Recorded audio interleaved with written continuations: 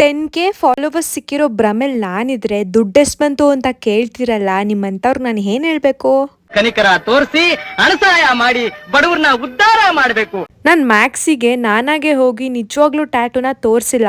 ಅವನಾಗೆ ಬಂದು ನನ್ ಕೈನ ನೋಡ್ದ. ಅವ್ನ್ ಮುಖದಲ್ಲಿ ಕೊಟ್ಟಿದ್ ರಿಯಾಕ್ಷನ್ ಒಂದ್ ಸೆಕೆಂಡ್ ನನ್ಗೆ ಶಾಕ್ ಆಗೋಯ್ತು. ವೆರೈಟಿ ಐಟಮ್ಸ್ ಮಾಡ್ಕೊಂಡ್ ತಿನ್ಬೇಕು ಅಂತ ಅನ್ಸಿದ್ರೆ ನಮ್ಮಂತವ್ರಿಗೆ ಅಂತಾನೆ ಮಾಡಿರೋ ರೆಡಿಮೇಡ್ ಇದೆಯಲ್ಲ.